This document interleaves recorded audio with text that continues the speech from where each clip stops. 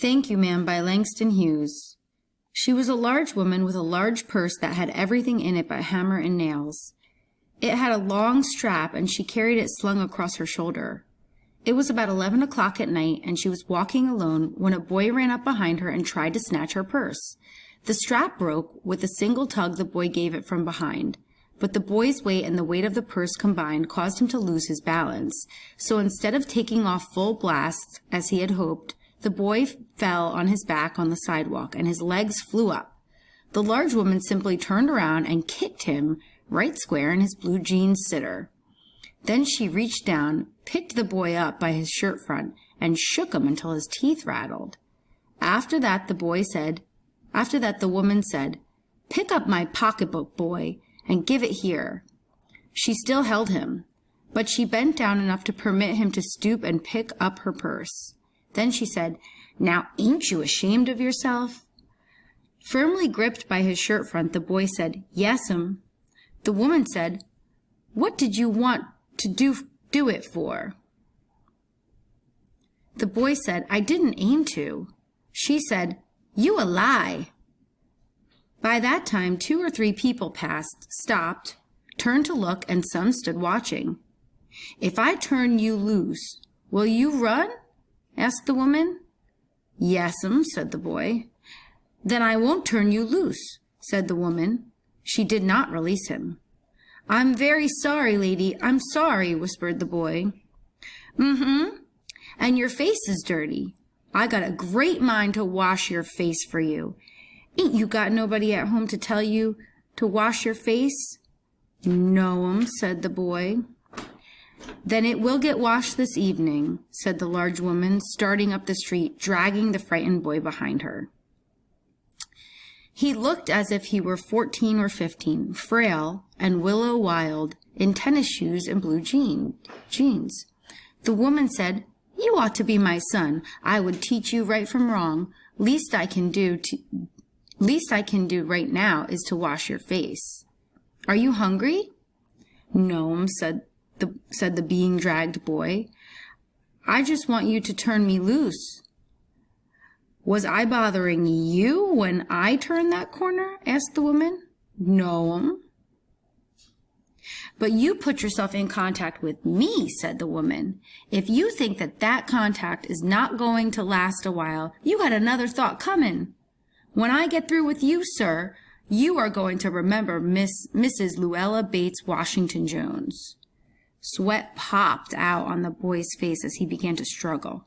Mrs. Jones stopped, jerked him around in front of her, put a half Nelson about his neck, and continued to drag him up the street.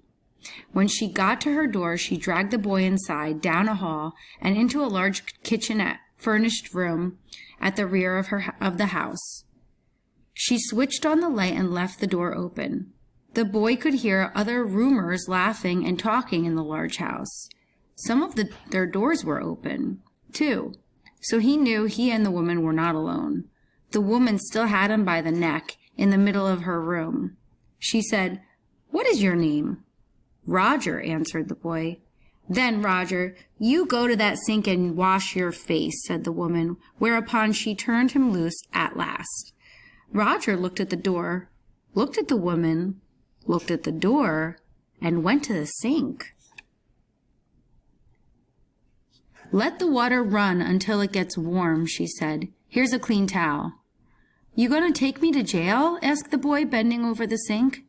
"Not with that face. I would not take you nowhere," said the woman. "Here I am trying to get home to cook me a bite to eat, and you snatch my pocketbook. Maybe you ain't been to your supper either, late as it be. Have you?" "There's nobody home at my house," said the boy. "Then we'll eat," said the woman. "I believe you're hungry, or been hungry, to try to snatch my pocketbook." "I wanted a pair of blue suede shoes," said the boy. "Well, you didn't have to snatch my pocketbook to get some suede shoes," said Miss Luella Bates Washington Jones. "You could have asked me." "Ma'am?" The water dripping from his face, the boy looked at her. There was a long pause, a very long pause. After he had dried his face and not knowing what else to do, tried it again. The boy turned around, wondering what next. The door was open. He could make a dash for it down the hall. He could run, run, run, run, run. The woman was sitting on the daybed. After a while, she said, "I were young once, and I wanted things I could not get." There was another long pause. The boy's mouth opened. Then he frowned, but not knowing he frowned. The woman said, "Mm-hmm. You thought I was going to say, but, didn't you? You thought I was going to say, but I didn't snatch people's pocketbooks. Well, I wasn't going to say that." Pause. Silence. "I have done things too, which I would not tell you, son, neither tell God, if he didn't already know. So you sit down while I fix us something to eat. You might run that comb through your hair so you will look presentable." In another corner of the room behind a screen was a gas plate and an icebox. Mrs. Jones got up and went behind the screen. The woman did not watch the boy to see if he was going to run now, nor did she watch her purse, which she left behind on the daybed. But the boy took care to sit on the far side of the room where he thought she could easily see him out of the corner of her eye, if she wanted to.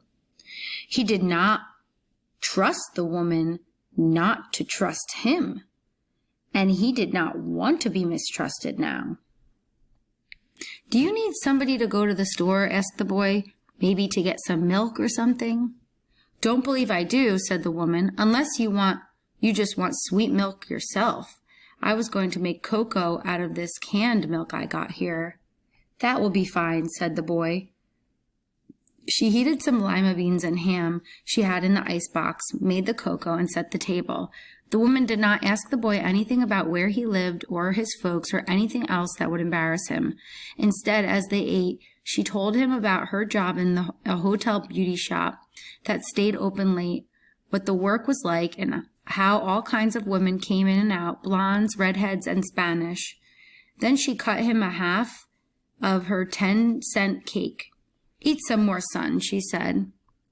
When they were finished eating, she got up and said, "Now here, take this $10 and buy yourself some blue suede shoes. And next time, do not make the mistake of latching onto my pocketbook, nor nobody else's, because shoes come by devilish like that will burn your feet. I got to get my rest now, but I wish you would behave yourself, son, from here on in." She led him down the hall to the front door and opened it. "Good night. Behave yourself, boy," she said, looking out into the street. The boy wanted to say something else other than "Thank you, ma'am," to Mrs. Luella Bates Washington Jones, but he couldn't do so as he turned at the barren stoop and looked back at the large woman in the door.